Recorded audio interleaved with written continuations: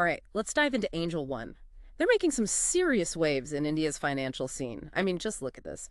They added a record 8.8 million clients just in fiscal year 2024. Yeah, and what's really interesting is that almost 90% of those new clients are coming from outside the major cities. So it's not just Mumbai or Delhi. This is really a nationwide boom. That's so cool. If investing is becoming more and more accessible to everyone. Exactly. And it gets even more interesting when you look at the average age of their new clients, 29 years old. Wow. So they're definitely attracting a younger, tech-savvy generation. For sure. A generation that's totally comfortable with digital platforms and ready to take control of their finances. So today, we're going to dig deep into their fiscal year 2024 annual report, which is packed with insights into their strategy and how they're using technology to just really shake things up. Okay, let's unpack this first. The numbers. Angel One saw a massive 41.7% year-over-year growth in total income, hitting 42.8 billion rupees. Yeah, but beyond just the top-line growth, we should look at the profitability, their EBIT, their earnings before depreciation, amortization, and tax, jumped 28% to 15.6 billion rupees. And their profit after tax from continuing operations also increased by a healthy 26.4% to 11.3 billion rupees. So they're not just growing, they're growing profitably. Where is all this revenue coming from? Well, a big chunk comes from their broking and depository operations, basically helping people buy and sell stocks. But they're not putting all their eggs in one basket. They're also making money from client funding and distributing other financial products, which is smart for long-term stability. So it's like they're building this diversified financial ecosystem, and this growth isn't happening in a vacuum, right? It's part of this larger trend we're seeing in India, the rise of the retail investor. Absolutely. More and more everyday people are entering the stock market. Yeah, India has seen this just explosive growth in demat accounts, which are basically essential for investing in stocks. And Angel One captured a really impressive 22.9% share of these new accounts, like a huge jump from the previous year. And what's even more fascinating is that this growth is spreading beyond the major cities. The report actually highlights 4 states: Rajasthan, Madhya Pradesh, Bihar, and Assam. They've seen incredible growth in new investors. We're talking a 4.5 to 11.1 times increase in just a few years. What do you think is driving this trend, especially in these newer markets? Well, I think there are a few factors at play here. Rising incomes, greater financial awareness, and of course, easier access to technology. But, I think Angel One is playing a role in this, in making investing more accessible and understandable, especially for those who are new to the market. Right. They're not just providing a platform, they're actually educating investors. Like they have a whole knowledge center on their website. Yeah. And they use blogs and podcasts and videos to explain investment concepts. Smart move. Well-informed investors are more likely to make good decisions, which ultimately benefits both them and Angel One. Yeah, creates a virtuous cycle. So what's their secret sauce? How are they achieving this level of success and attracting so many new investors? Well, one key factor, I think, is their early adoption of a digital-first model. They were really ahead of the curve in creating a user-friendly online platform. And they're not stopping there. They're investing heavily in AI and machine learning, especially to improve their lending processes. This is where things get really interesting. AI can help them assess credit risk more accurately and efficiently, and that's crucial for any lending business. And they're also planning to expand into fixed income products, like bank fixed deposits and corporate bonds. Which makes sense, right? They're already attracting these younger, tech-savvy investors, so why not offer them a wider range of investment options, all in one place? Exactly. It's about building this super app ecosystem. Yeah. Where you can manage all your finances seamlessly. It's a trend we're seeing across fintech, and Angel One seems to be doing it really well. Okay, so let's talk about client funding for a minute. This is an area where Angel One is seeing some pretty remarkable growth. Their average client funding book grew 7.9% year over year to 16 billion rupees in FY24. Yeah, and remember, that 55.5% jump in the second half of the year to 19.4 billion. It's a big deal. It means more and more clients are using Angel One's lending to basically boost their investing power. So it's like they're giving investors this financial boost. But with any lending business, there's always that question of risk. So how are they managing this rapid growth in client funding to make sure they're lending responsibly? It's a great question. Angel One is taking a very proactive approach to risk management. They're using that AI and machine learning we talked about to assess credit risk, making sure that loans are only going to individuals with a solid credit history and the ability to repay. So they're not just handing out money, they're carefully evaluating each loan application, using technology to reduce that risk. Exactly. They also require collateral for many of the loans, so that provides another level of security. These measures really demonstrate a commitment to responsible lending practices and long-term sustainability. And it seems like their approach is working. Their annual report mentions this really healthy net interest margin, which is basically the profit they make on lending. Exactly. It's the difference between what they earn on loans and what they pay on borrowed funds. Hmm. So a healthy net interest margin means they're managing their lending efficiently and profitably. So they're lending responsibly and making a profit. It's a win-win. Now, I thought it was interesting how their annual report discussed the broader economic picture in India. They seem pretty optimistic about India's growth potential. Yeah, they're bullish on India. They see it as a major growth engine, with the fintech sector playing a really key role. They even cited a projection that India is on track to become a $35 trillion economy by 2047. Wow, that is a staggering number. It is. But it's a testament to India's economic dynamism. And Angel One believes that India really stands out globally. They've shown remarkable resilience in the face of all this global economic uncertainty. And they attribute that resilience to a few things. India's entrepreneurial spirit, the advancements in technology, Yeah. and of course, Yeah. a rapidly expanding middle class. And they're particularly excited about how fintech is making financial services more accessible and empowering people to take control of their finances. It's interesting, they actually highlighted India's fintech adoption rate, which has reached 87%. That's significantly higher than the global average of 64%. Yeah, that's a clear indicator of how much India wants digital financial solutions. And Angel One sees tons of potential in areas like digital payments, lending, insurtech, and of course, wealth tech, which is their main area of expertise. So they're not just focused on their own growth, they're also really paying attention to what's happening in the broader fintech world and looking for opportunities to expand what they offer. Exactly. They're positioning themselves to ride that wave of growth in the entire fintech ecosystem in India. Okay, now let's talk about their assisted business channel. This is where they're using technology to empower their network of over 10,630 authorized persons. These APs are like financial advisors. They bridge the gap between Angel One and their clients, providing that human touch and personalized guidance. And Angel One has created this whole platform called NXT specifically for them. NXT gives these advisors everything they need: an intuitive interface, lead generation tools, personalized communication features, all designed to make them more effective in their roles. Smart move.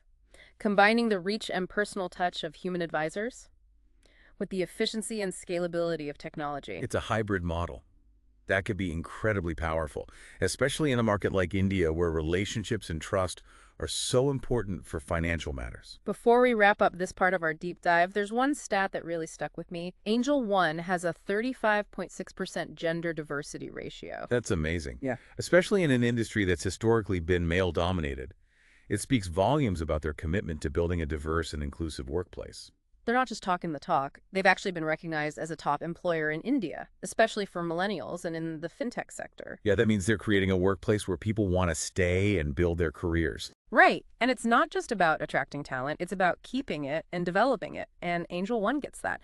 They have this program called Evolve. It's a leadership accelerator program to help grow diverse leadership talent within the company. That's fantastic. It shows they're investing in their employees' growth and giving them opportunities to move up in the organization. This not only benefits the employees, but it also strengthens Angel One's leadership by bringing in diverse viewpoints and skills. It's a win-win. Angel One gets a skilled and motivated workforce, and the employees get opportunities for career advancement and personal growth. Totally. It's a sustainable way to manage talent, and it creates a shared sense of purpose. Okay, let's switch gears for a minute and talk about their corporate social responsibility initiatives. Specifically, their focus on skilling and placing young people in peri-urban India. They're working with NGOs in 6 states to provide training in things like retail sales and technology, giving young people really valuable skills to enter the workforce. It's about bridging that skills gap and giving people a way to improve their economic situation, especially young people in areas that might not have the same opportunities as those in the big cities. And their report actually shares a really inspiring story about Anita from Rajasthan. She was a beneficiary of their STEP Academy program. Oh yeah, what was her story? She was facing some serious financial hardship, but she completed a retail and sales training course through the academy. That's great. What happened to her after that? She got a job as a retail sales executive at a pantaloon store in Udaipur, and now she's earning a steady income. That's wonderful. It's a Yeah. perfect example of how a company's efforts can have a real positive impact on people's lives. Absolutely. These stories really highlight the good that businesses can do when they prioritize things like corporate social responsibility and when they invest in initiatives that help communities. For sure. It's about realizing that a company's responsibility goes beyond just the bottom line. It includes its impact on society as a whole. So, in this first part of our deep dive into Angel One, we've learned about their incredible financial performance, their innovative tech strategies, their commitment to diversity and inclusion, and their impactful CSR initiatives. What's the main takeaway here? I think the main takeaway is that Angel One is more than just a successful fintech company.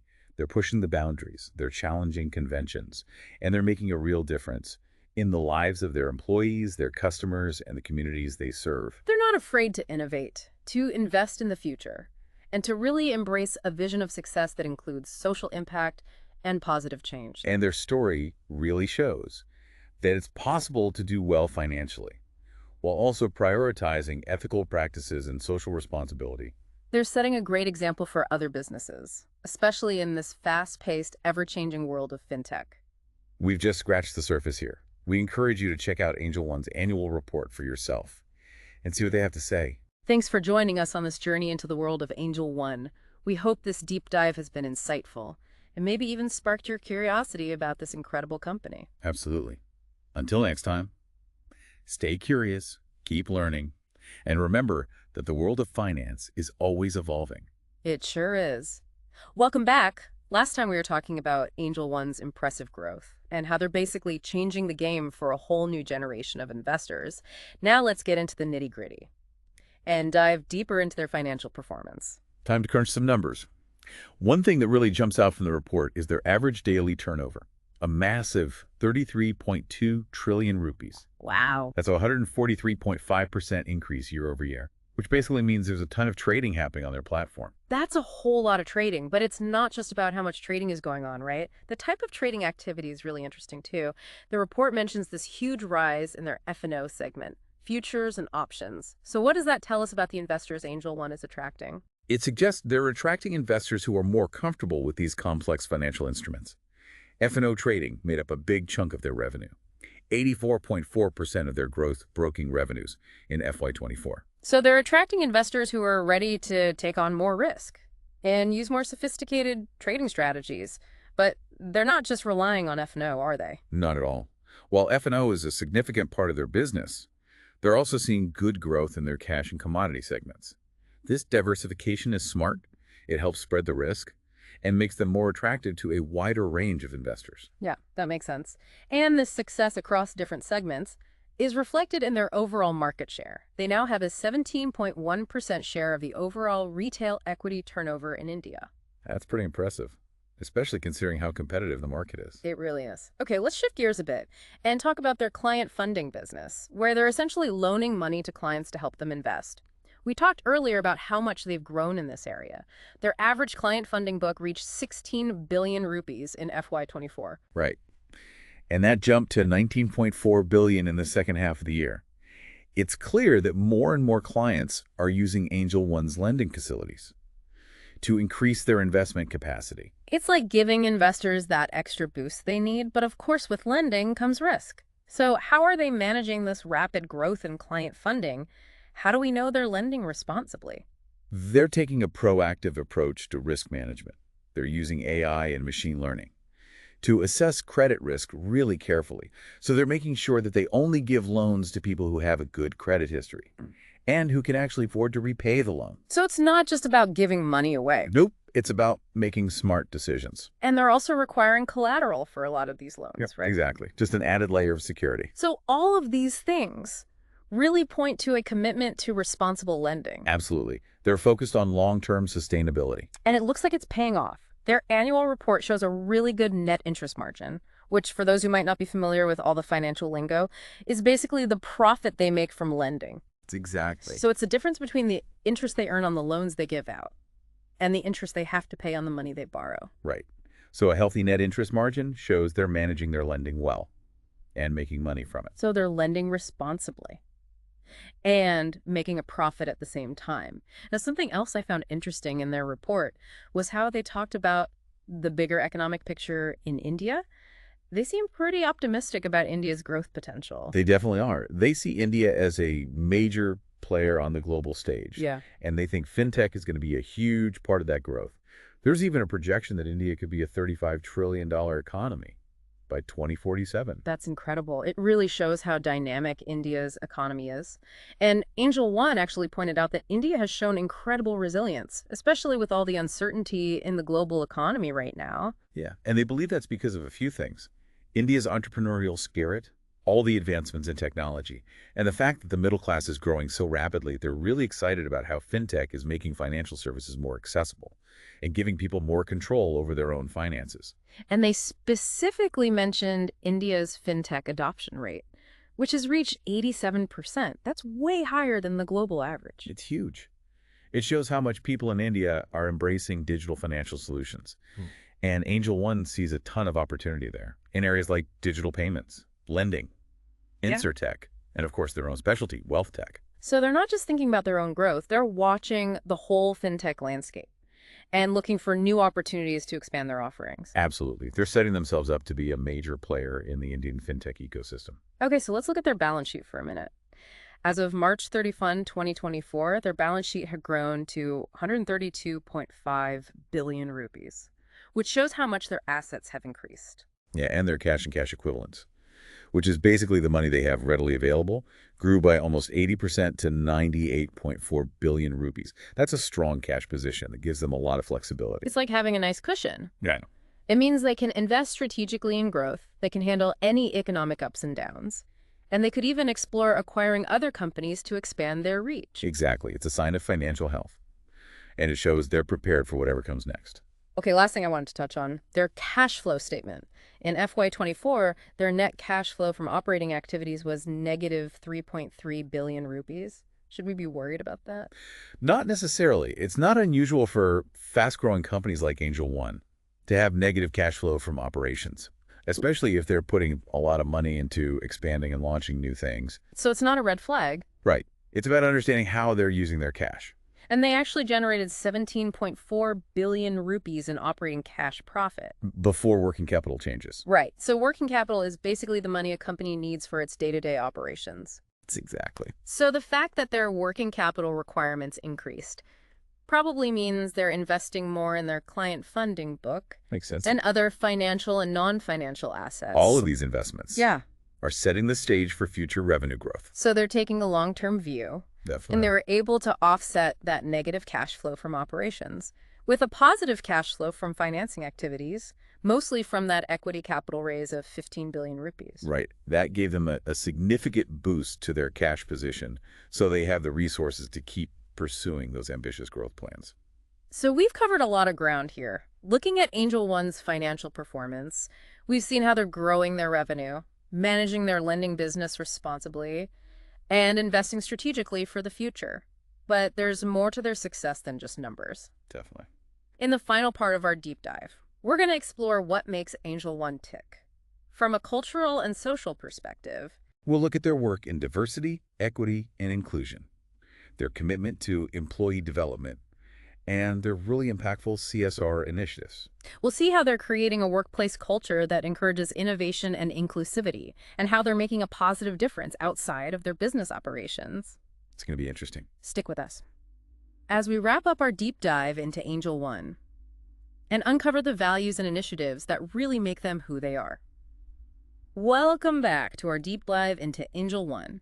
We've talked about their impressive growth and their super innovative tech strategies, not to mention their strong financial performance. But there's more to the story than just numbers. Absolutely. Now we're going to look at the heart of Angel One, their people and their culture. That's a side of things that often gets overlooked. But a company's culture can make or break it. For sure. And something that really jumped out at me in their annual report was their commitment to creating a truly inclusive and diverse workplace. Remember we talked about that 35.6% gender diversity ratio earlier? Yeah, that's impressive. Whoa. Way above the industry average. It's a powerful statement about how much they value inclusivity. It's not just about the numbers, though. It's about creating a culture where everyone feels valued and respected, where everyone feels like they can contribute their own unique perspective. Right. And they have this dedicated program called #OneSpace, which is all about open communication and building a sense of belonging. That kind of environment is so important for innovation and Mm. for creativity. When people feel safe and supported, they're more likely to take risks, to think outside the box, to challenge the status quo. And it's clearly working for them. They've been recognized as a top employer in India, Hmm. especially for millennials and in the super competitive fintech world. That's a good sign. It shows they're attracting top talent and creating a workplace where people actually want to stay and grow. It's not just about attracting talent, though. It's about keeping that talent and helping them develop. And Angel One seems to really understand that. They have a program called Evolve. It's a leadership accelerator to help nurture diverse leadership talent within the company. That's interesting. It shows they're investing in their employees Yeah. and creating opportunities for them to move up in the company. Exactly. It's a win-win for everyone. Angel One benefits from having skilled and motivated employees, and the employees get to advance their careers and grow personally. It's a great way to manage talent, and it builds that shared sense of purpose. Okay, let's talk about their corporate social responsibility initiatives for a minute, specifically their work in skilling and placing young people in peri-urban India. They're working with NGOs across 6 states, providing training in areas like retail and sales and technology to give young people the skills they need to get good jobs. Yeah, it's about closing that skills gap and creating a path to economic empowerment, especially for young people in areas that might not have the same opportunities. And their report shares this really inspiring story about Anita from Rajasthan. Remember her? She was a beneficiary of their STEP Academy program. Oh yeah, I remember. What happened with her? Well, despite facing some serious financial challenges, she finished a retail and sales training course through STEP It. That's amazing. And then she got a job as a retail sales executive at a pantaloon store in Udaipur. Now she's earning a stable income. That's a fantastic story. Sometimes all it takes is access to the right training and support to completely change someone's life. Angel One isn't just creating jobs, they're empowering individuals and communities. These stories really show the positive impact that businesses can have when they put corporate social responsibility first, and when they invest in initiatives that really help communities. It's about going beyond the bottom line and thinking about the bigger picture, about the company's impact on society as a whole. Okay, so as we wrap up our deep dive into Angel One, we've talked about their outstanding financial performance, their cutting-edge tech strategies, their commitment to diversity and inclusion, and their impactful CSR initiatives. What's the key takeaway here? I think the key takeaway is that Angel One is more than just a successful company. They're pushing the boundaries, challenging the way things are done, and making a real difference in the world, not just for their employees and customers, but for the communities they work in. They're not afraid to take risks, to invest in the future, and to really embrace a vision of success that includes social impact and positive change. Their story is a great example of how companies can do well financially, while also prioritizing ethical practices and social responsibility. It's inspiring stuff. Definitely. They're setting a high bar for other businesses, especially in the world of fintech. We've only scratched the surface here. There's so much more to learn about Angel One. Check out their annual report for yourself and see what they have to say. Absolutely.